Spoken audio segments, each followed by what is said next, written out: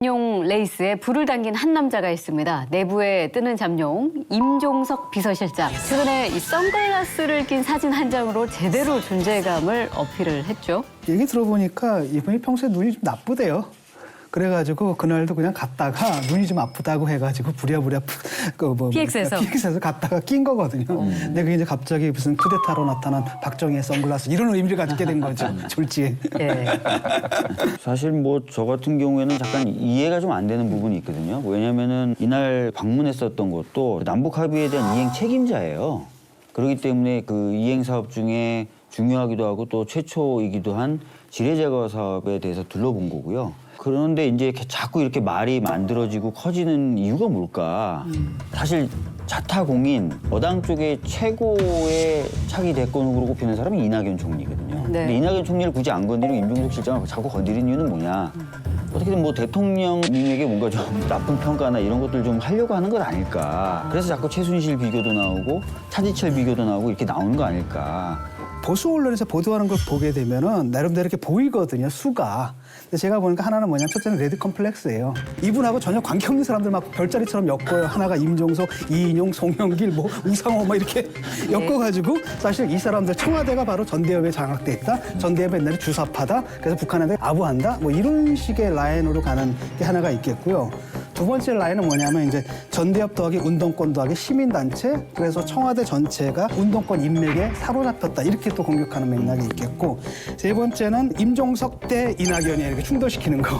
예. 그건 바로 이제 집권 세력 내부가 지금 권력 투쟁을 하고 있다라는 이제 비난을 하기 위해서인 것 같거든요. 그래서 그 보고를 듣고 이낙연 총리가 격분을 했다 이런 식의 가짜 뉴스도 막 나오고 그러거든요. 대노했다 어제는 그렇게 대노했다, 뭐 나왔는데요. 이런 것들 보게 되면 약간 이제 분리 정책이라고 해야 되나요? 예. 이간질 정책 이런 것들도 좀 있는 것 같습니다.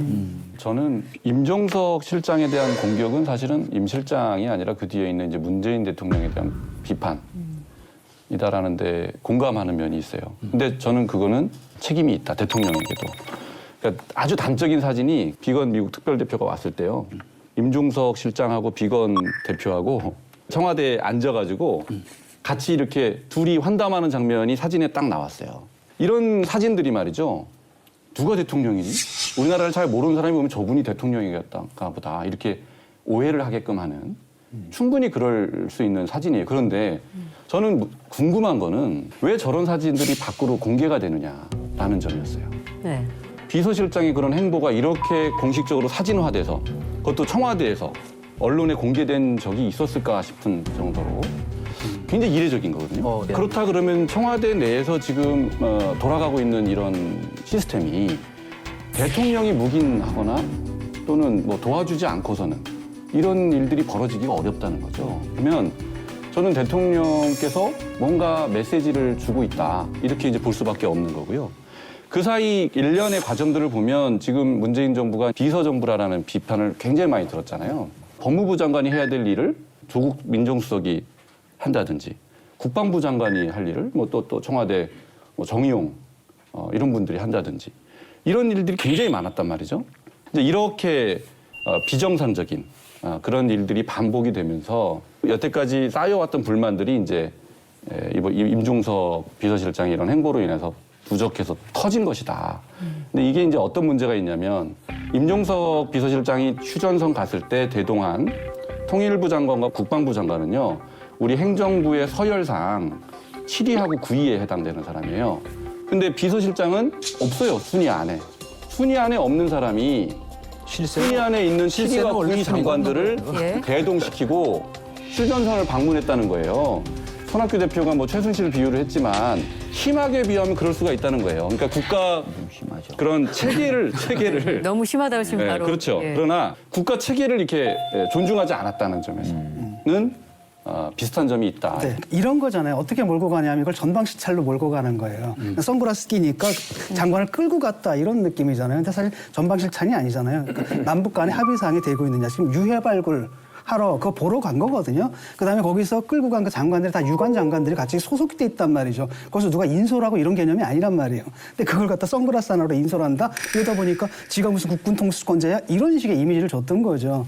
그다음에 이제 비건 만난 거 이런 것들도 사실 남북 관계 이 문제는 결국 뭐냐면은 안보만의 문제가 아니라 안보 통일 외교가 다 있는 거잖아요. 그렇기 때문에 정의용보다는 차라리 임종석 실장을 만나는 게 좋겠다고 그쪽에서 요청해서 만난 걸로 알고 있고요. 이런 사안이란 말이죠. 이런 거 처리하는 건 당연히 비서실장의 임무예요. 이 비서실장이라는 자리는 사실은 자기 정치를 하면 안 되는 자리예요. 이례적인 거 간단히 말씀드리면 저는 남북 정상회담 준비위원장 그다음에 그 이행 준비위원장 이런 자리를 청와대 비서실장이 맡았다는 것도 거의 전례 없는 일이에요. 그건 대개 반보 떨어져 있는 분들, 이를테면 뭐 특보 성격 이런 분들이 맡는 경우가 대부분이거든요. 그래야 저게 되는데 이건 대통령과 너무 그 가까이 있는 사람이 이런 자리까지 맡았다는 게 매우 뜻밖이고 지난 주말에 UAE의 그 칼둔 네. 행정장관이 와서 또 이제 아마 UAE 원전 수주와 관련된 군사협정 그거 아마 해결하러 왔었던 것 같은데 이런 경우도 매우 이례적이거든요.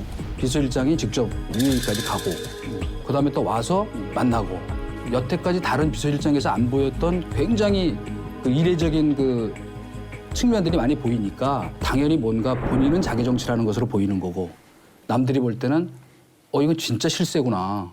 그렇게 눈에 두드러지니까 당연히 이런 비판을 아니면 이런 공격을 받는 것은 제가 보기엔 너무나 짓기 당연하다는 생각이 드네요. 우선은 문제가 되는 게 비서실장이 마치 안 드러나는 것처럼 하면서 물밑에서 뭔가를 막 하는 게 저는 오히려 더 문제라고 생각해요. 근데 지금 보면은 UAE의 특사라든지 남북 합의에 대한 이행 책임자는 대통령이 공식적으로 역할과 지위를 부여한 거죠. 네. 그러니까 이게 마치 물밑에서 뭔가 실제로 갖고 있는 권력을 막 행사하는 것 같은 음모적이고 은폐적이고 이런 건 아니라는 거예요. 그래서 이건 명확히 구분을 해주셔야 될 것 같고 두 번째 제가 알기로도 문재인 대통령님도 비서실장일 때 남북 그 대화에 대한 준비 책임자였어요.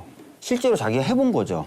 그렇게 해서 수행을 해서 결과가 나쁘지 않았지 않습니까? 그러니까 그런 어떤 부분이 있다는 거고 또 하나는 사진 얘기하시는데 사진은 청와대에서 공식적으로 찍는 것도 있겠지만 언론사에 막 찍는 것도 있고 그래서 찍은 사진 중에 뭐 골라서 내보내는 것도 언론사의 자유이기도 하잖아요. 저도 이제 공식 행사나 이럴 때 당의 특히 최고위원이 되고 나서는 자주 불려서 갑니다. 가면 대통령도 오시고 비서실장도 오는데 행동거지나 이런 거 제가 봤을 때 적어도 굉장히 조심스러워요. 네. 예, 소리 소문도 안 내고 다니고 막 있으면 뒤에 와서 툭툭 쳐서 저 왔어요 이렇게 하기도 하고 굉장히 좀 몸가짐이나 이런 것도 조심하는 사람이고 그런 것 때문에 다른 비서실장보다 길게 하고 있는 거고 또 여당 내에서도 큰 얘기가 안 나오고 있다는 거잖아요.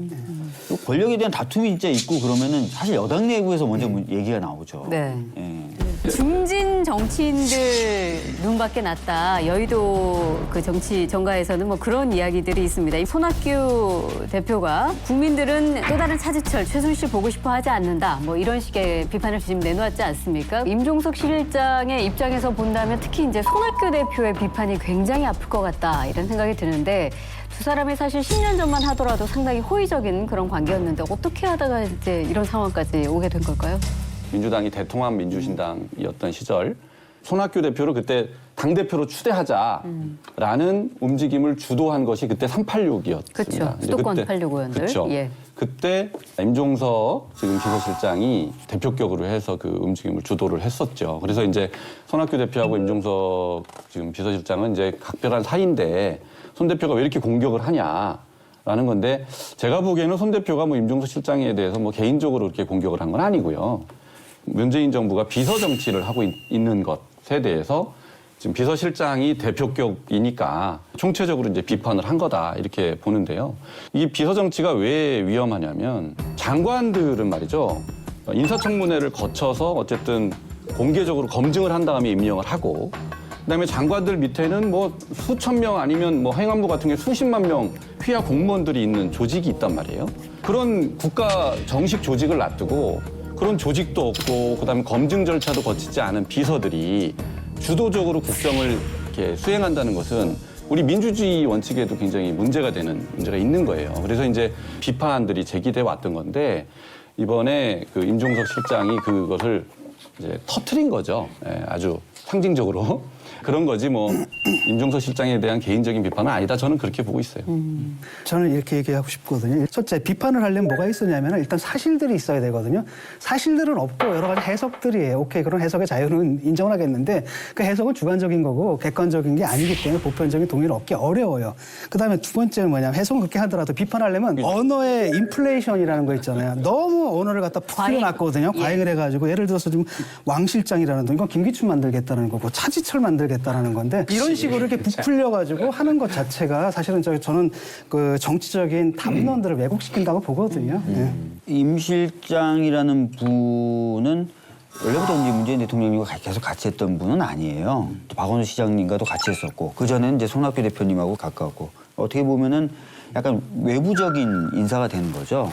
그분이 들어와서 만약에 진짜 실세처럼 굴었다든지 왕처럼 굴려고 했다든지 또는 자기 권력을 확대하려고 했었으면 여당 내부에서 갈등이 예. 나오고 얘기가 나와야 되는데 공교롭게도 지금 제기되는 비판은 여당 내부에서 제기되는 게 아니라 야당과 보수 언론이 제기하고 있는 거예요. 여당에서는 아닌데 왜 저러지? 이런 거예요. 실세 예. 중에 실세 아닌데 그 정도 만약에 아닌데. 진짜로 예. 뭔가 이렇게 확장하려고 하면 당연히 내부에서 먼저 소리가 나오죠.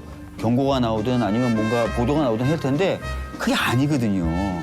정가에서 왜 때릴수록 커진다라는 그런 이야기가 있는데 오히려 야권이나 보수 언론에서 자꾸 임종석 비서실장에 대한 비판이 커지면 커질수록 오히려 임 실장을 키워주고 있다 이런 이야기도 있거든요. 몸집이 커진 임 실장이 차기 잠룡으로 우뚝 설 가능성 이 부분에 대한 전망이랄까요? 저는 있다고 봐요. 왜냐하면 임 실장이 차기 잠룡으로 우뚝 설 가능성 이 부분에 대한 전망이랄까요? 저는 있다고 봐요. 왜냐하면 문재인 대통령이 비서실장 출신 아니에요. 예. 데자뷰가 있는 거예요. 예. 더군다나 지금 임종석 비서실장은 굉장히 총애를 받고 있고 굉장히 장기간 하고 있잖아요. 그렇기 때문에 저는 이런 이제 공격도 그런 이제 가능성을 염두에 둔 공격일 수도 있다. 같은 비서실장이 아니에요. 문재인과 노무현은 같은 편입니다. 이게 같은 라인이에요. 근데 약간 임종석은 약간 대리사유 같은 거거든요. 친분이 아니다. 그러니까 친분 아니고 데려다 놨고 잘 생각해보세요. 한국 정치에서 박정희의 몫과 그다음에 노무현 대통령의 몫이 굉장히 크잖아요.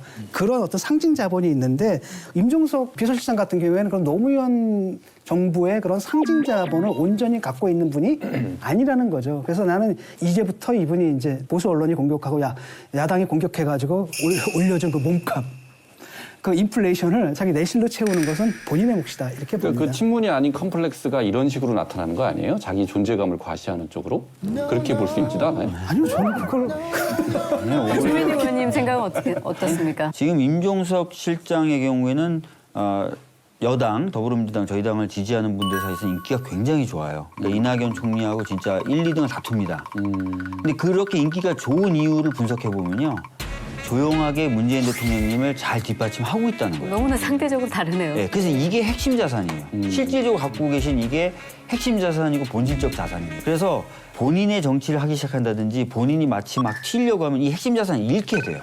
나중에 이분이 젊기 때문에 비서실장 그만두고 본인 정치를 해야 되겠죠. 아니까 젊고 또 훌륭한 정치인이니까. 근데 이 핵심 자산을 잃을 만큼 하진 않을 거라는 거예요. 비서실장은 실세 중에 실세예요. 어떤 누가 허수아비가 비서실장을 해도 왜 중요한 대통령이 다 못 챙기는 인사권을 사실은 비서실장이 다 갖고 있습니다. 그러니까 유혹을 느낄만 해요. 내가 여기서 내 네트워킹을 심어서 나중에 정치적인 자산으로 만들어야지. 그럴 생각을 할 수 있다니까요, 충분히. 임종석 그 실장이 나는 앞으로 정치 안 한다. 이렇게 한다면 이런 논란 자체가 없을 거예요. 그런데 누가 봐도 전대회 의장을 했어? 아직 젊어? 뭐 매력 자산이 있어요, 제가 봐도. 훤칠하게 잘생겨서 어필할 부분도 있고 성격도 서글서글 좋고. 그러니까 당연히 누가 봐도 앞으로 무슨 그냥 이렇게 사라질 존재가 아니니까